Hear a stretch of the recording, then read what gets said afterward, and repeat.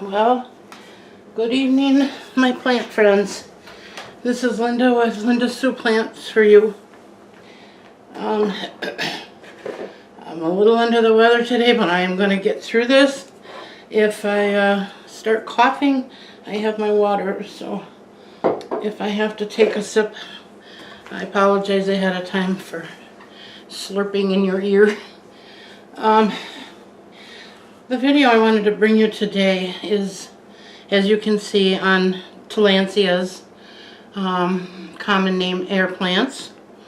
And I don't know all the botanical names of the air plants. The only one that I know for sure is the Xerographica.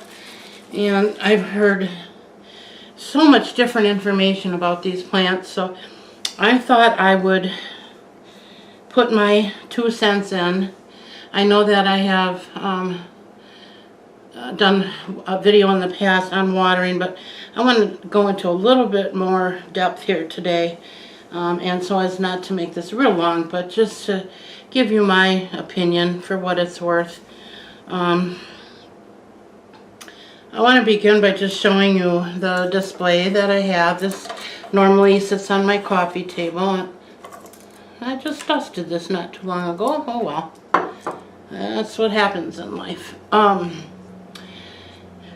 have these on my coffee table, and they're about maybe 8 to 10 feet away from any direct light. So although they say that these plants need to be in really bright light, these are not, and they're doing fine. I'm thinking if I had them in a brighter light, they might be a little bigger by now. I have had all of my air plants now for, I don't know, a year and a half, couple years. And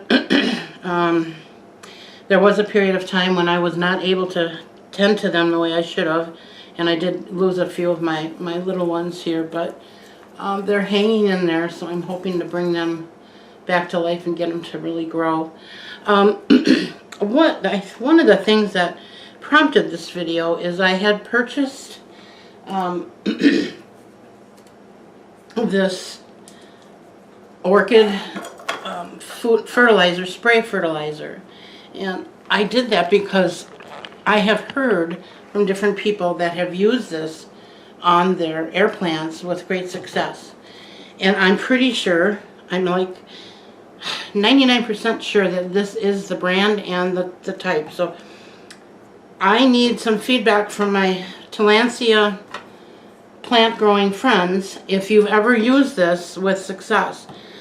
Everything that I've done on the research on it says, you know, that some of these orchid fertilizers have too much zinc or metals in it, and to make sure it doesn't have copper. Well, it doesn't give copper as an ingredient, but it could be under another name that I'm just, you know, I don't know. I never did care for science class, and that's probably where you would have learned that. But anyways, these are wonderful plants to have if you don't mind watering all at one time, because that's generally how I do it. I know that there are people that grow these with great success just by spraying and misting. I'm not a big mister, so that's not something that I really care to do. I prefer to just take them all at one time and put them in my water, and I'm going to show you how I do that in just a minute. But please do drop me a line in the comment section if you know if I can use this as a spray on my Tillandsias, and if so, if it needs to be diluted or how often to use it. Okay, I'd really appreciate that. Alright, and getting to my little elephants here. I love elephants and I collect them. This you probably saw in my last video, or second to last video. I purchased this for my daughter, and I'm going to water this when I water the rest of my plants. And hoping you can see that there. Pretty healthy. And this plant I got from my granddaughter a while ago, and she's doing just fine. And I've never soaked this, I just spray it. I'm afraid to soak it because I'm afraid all the water, enough water won't come back out. But as you can see, if you look really close, there are some dried edges, and I'm not happy about that. So I'm not sure either what to do about this particular one. However, I do know that I've had good success when I do it on a regular basis, and by regular basis I mean every 2 weeks or so. That seems to be about the best. If I let it go longer than that, I tend to get a little bit of drying spots here, but you know, and nothing that was really horrid or anything, just oh, this is a rose that I'm drying to add to my other dried roses. That was also from my granddaughter on one of my bad days. She felt bad and wanted to cheer me up, and she brought that over. She's very sweet. Okay, so here are the Xerographicas, and I am going to be soaking both of these in my distilled water. Now, one thing that I just heard on another video of someone who I very much respect, and I'm not going to mention names here because I don't want to put anything negative out there, but I am confused because he said to never use distilled water on your plants or on your air plants, and he said the reason for that is because they're devoid of any kind of, you know, minerals or things that air plants do need and do normally get from the air and water around them, which makes sense to me. But I've been using distilled water, and I've been, you know, pretty much promoting the use of distilled water for all of my plants, and I haven't seen a problem with it. However, like I said, I've only had these for a couple years, so maybe the growth would be faster and maybe they'd be bigger by now. They've grown since I've had them, but not anything to write home about. But I know that these are typically slow growers, so I don't know. But in light of that information, that brings me back to the fertilizer. These plants have to get nutrients from something. So it makes sense what he said about the distilled water, but like I said, that's all I've ever used, and they're growing fine. Maybe that's all they'll ever do if I don't do something different. So that's kind of what this video really is about. It's about the fertilizing of air plants. I know that there are a lot of people out there that have the mistaken idea that an air plant is called air plant because it grows on air, and it would be nice, but that is not the case. They do not need soil, but they do need water. And one thing that I did learn from the video I watched earlier is that these plants these are the more tropical, they need a lot more water than the Xerographica, which I didn't know that either. Because I water them all the same, and I'm getting new growth. They're doing fine. But he said that these come from a drier area, and they live in a drier atmosphere, and they do not need near as much water as, for instance, this one does. So if you are an air plant grower, you might want to, check out other videos and see what they say if you're having a problem, or maybe you're an expert at this and you'll leave some comments for me and that'll help me out, okay? Alright, so I'm going to show you what I do, and basically it's pretty simple. I use distilled water, as I said, and I think I need to turn the camera a little more so you can see what I'm doing.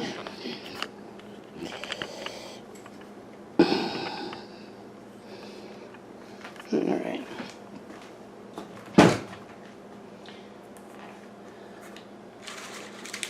I'm going to just remove these for now.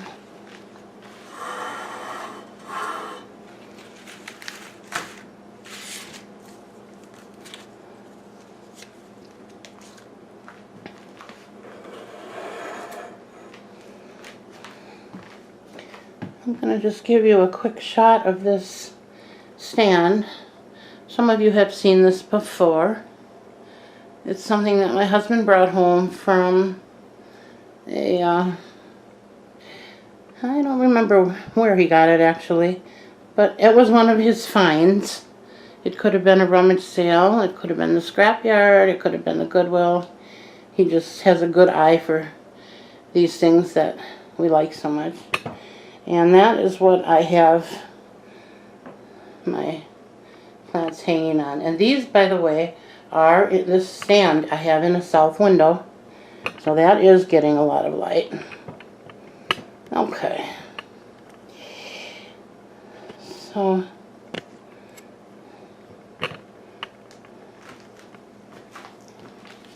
I'm going to, whoops, sorry about that.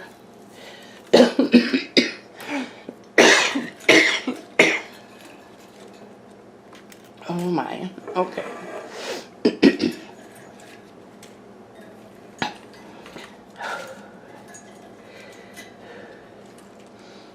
And that's all there is to it. I take it off. I fill my bowl, and a lot of you will recognize this as my repotting bowl, which it is. But I also use it to water my air plants.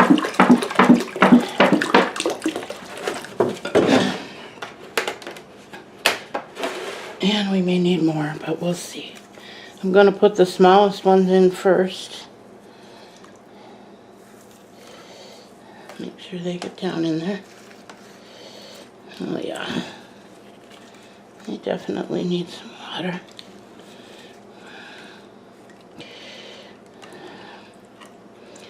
Now, typically, I will put these in first, and then I will do my big one last by itself because it takes up a lot of room.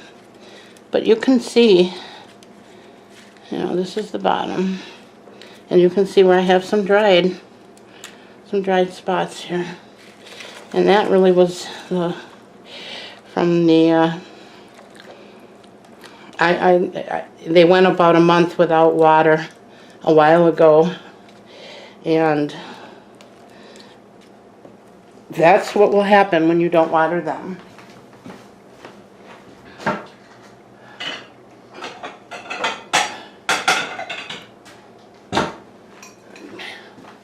Wasn't prepared.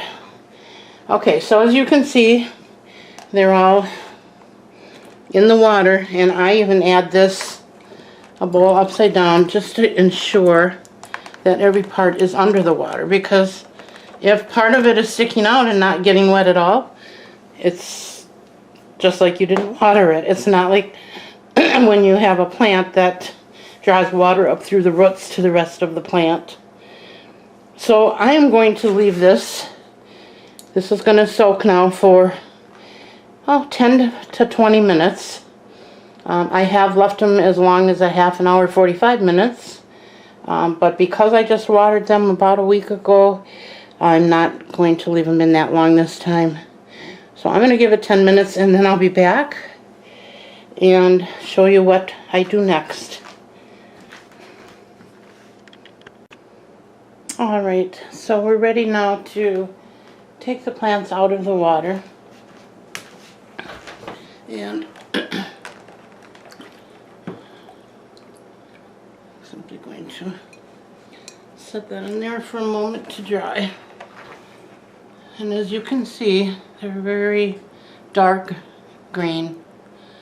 That light silvery gray color is almost completely gone. That will come back, however, when it dries out. So, but it's looking very healthy to me, very plump. There's no rotting. Now, one of the things that you have to be careful with these is inside of here is where the water will collect, and down in there. So we want to take these out of the water. I like to shake them, give them a couple of really good shakes. You can see water coming out of it, right? And then I simply set it upside down to dry. And I'm going to do that with all of these. And we're going to leave these. I have 3 bulbs shining down on here right now. They're all LED bulbs, and they're all equal to 100 watt. So there's 300 watts of LED light on these right now, and that's how it's going to be until probably about 10:30 this evening. I generally leave my lights on 12 hours a day, and depending on what time I get them on in the morning, I try to put them on and off every day at the same time, but sometimes that's not possible for me. So if that happens, I don't fret. I just, if I don't get them on until 9:30 instead of 8:30, then I don't turn them off until 9:30. And that works fine.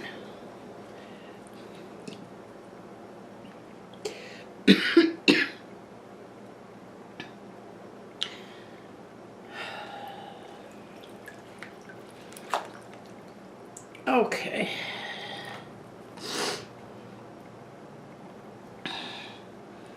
And as you can see, I have them on a towel. That will help absorb the water.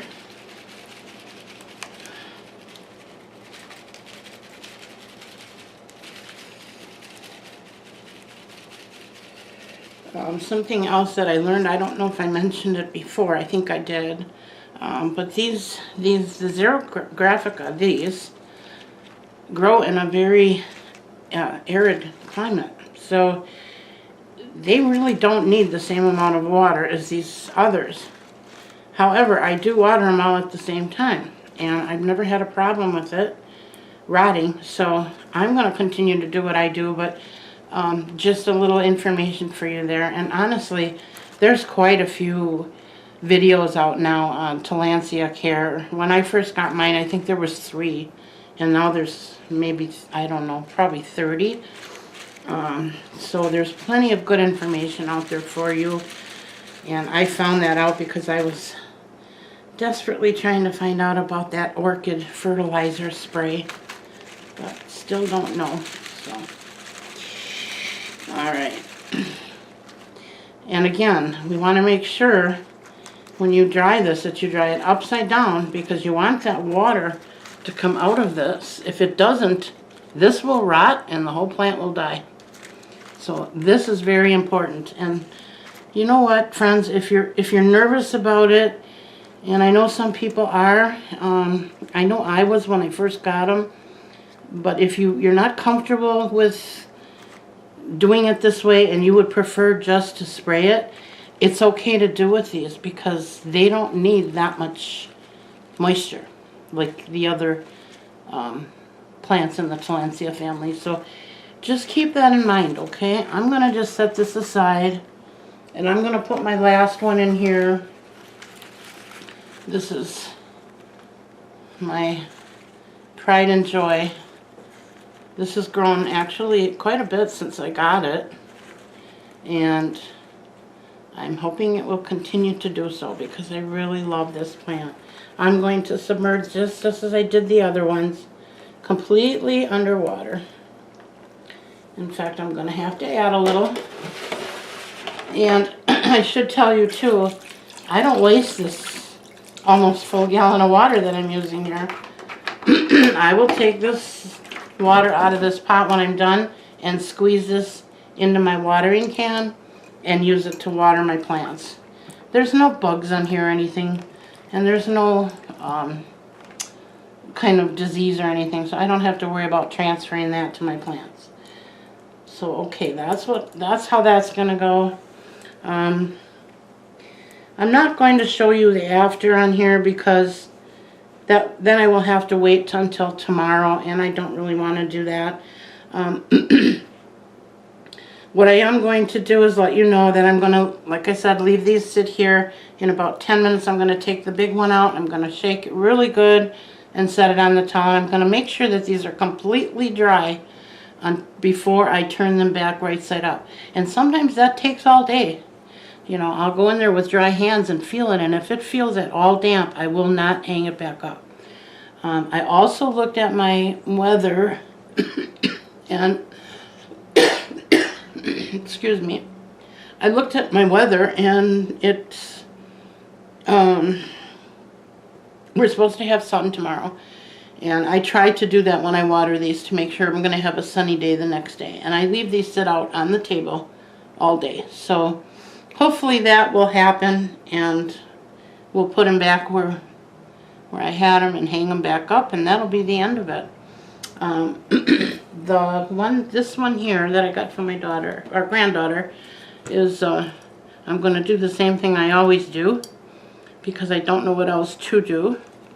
And I guess if it works, don't fix it. But this is just distilled, plain distilled water. Hopefully you can see that. And I'm going to spray it pretty good. And because this is open here, I know it's going to dry pretty quickly. But we're going to leave this here too. And hopefully that will be sufficient for that. And again, once I learn about the orchid food, if that is something I can use on my Tillandsias, I will be using that to spray this along with the distilled water so that it's getting some nutrients, because I don't think they are getting as much nutritional value out of that distilled water as I thought they were. So that's what I'm going to do. Again, if anybody has any wise advice, someone who's had experience with these and can give us some more tips or tricks, I always welcome that.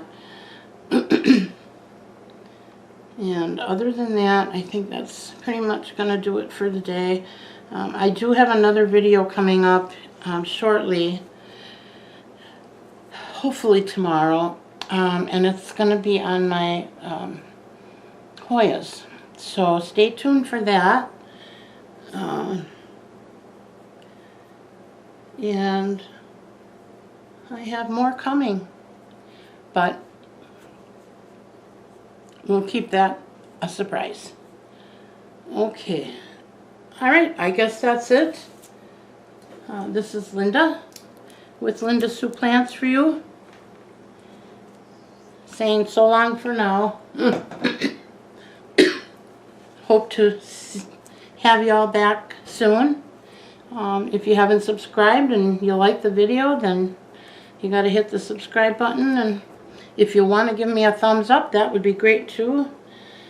And other than that, we'll see you soon, or you'll see me soon.